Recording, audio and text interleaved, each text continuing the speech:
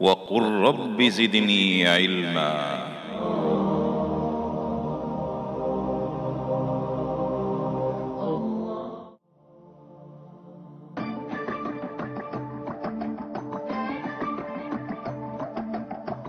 Allah the Almighty, Allahu Allah, protect me and guide me, Allahu Allah.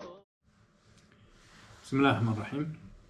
En guise de prolongement de la vidéo précédente, voilà, on va prolonger la droite pour dire que en fait la religion, le texte religieux est une affaire beaucoup plus importante pour qu'elle soit laissée entre les mains d'amateurs à la mésinterpréter, à lui faire subir de la charcuterie interprétative et exégétique. Notre prophète Mohammed alayhi salatu wassalam, lui-même, en bon croyant, premier homme qui a reçu la révélation coranique et qui nous a été offert en exemple universel pour lui emboîter le pas et pour le prendre comme modèle, alayhi salatu wassalam. Lui-même avait dit que en cas d'épidémie, de maladie contagieuse, à l'adresse des gens qui étaient dans la ville, de leur dire ne sortez pas de la ville, et à l'adresse des gens qui étaient à l'extérieur de l'endroit touché par la contamination, de leur interdire de s'y rendre, si bien que lors du ta'oun, de cette maladie contagieuse qui avait atteint Amawas. Amawas, c'est une petite ville, en fait, après que les musulmans aient repris les lieux saints de Jérusalem. Sayyidina Omar radiyallahu ta'ala anhu était allé le rendre visite avec Ubayd Amir ibn al-Jarrah. Et quand il a entendu parler de cette épidémie, il s'en est abstenu. Il s'était abstenu de s'y rendre. Et Abu Ubayd Amir ibn al-Jarrah de lui dire: oh, toi, émir des croyants, tu es censé être leur exemple en matière de courage et de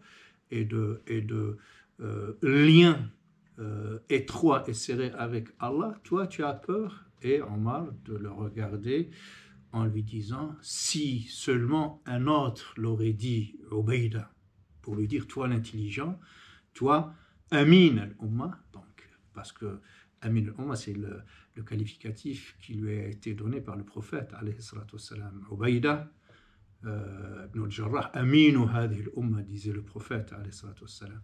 Et donc, toi, la valeur d'exemple qui est la tienne, et tu te rends coupable d'un propos aussi éloigné de la tradition prophétique.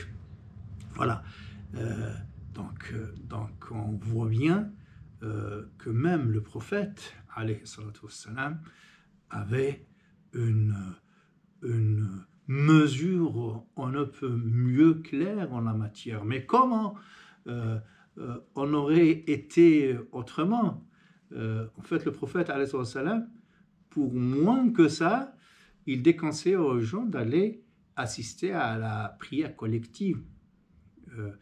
On rapporte même qu'il a demandé à une personne de quitter la mosquée parce qu'elle avait une mauvaise haleine, elle sentait mauvais. Le prophète alayhi salam nous disait à nous autres musulmans, si quelqu'un consomme de l'oignon ou de l'ail, qu'il ne se rende pas à la mosquée. Donc le simple motif, la simple possibilité de porter nuisance à l'autre, mais une nuisance somme toute esthétique, elle ne touche point à la santé de l'homme, et quand bien même la nuisance est quasiment minimale, le prophète alayhi salam nous a déconseillé dans ce cas de figure, de nous rendre à la mosquée.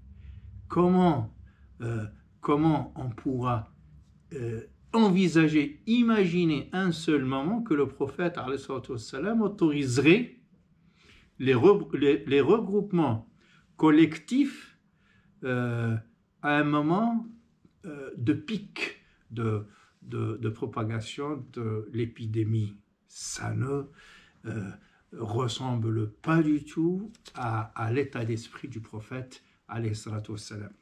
Juste pour citer un ou deux exemples de l'histoire, donc cette épidémie de Amawas, je disais, c'est une petite ville en Palestine. L'année 18 après les Hijr, et on rapporte que le nombre de morts qui ont été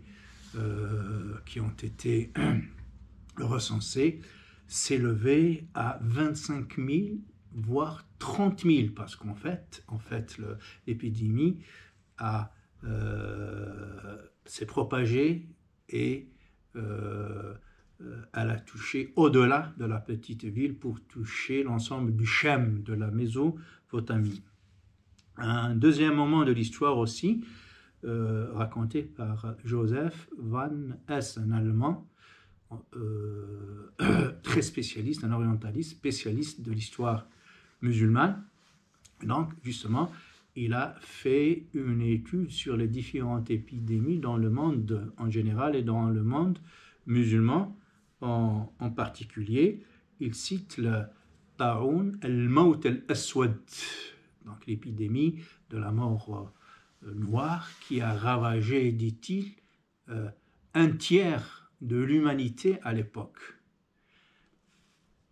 Un certain nombre de savants ont écrit sur les épidémies, entre autres Al-Ward ibn al-Wardi, Al-Subuki, Al-Mambaji, mais paradoxalement, Ibn al-Wardi lui-même, auteur d'une épître sur Al-Ta'oun, était mort suite justement à une contagion.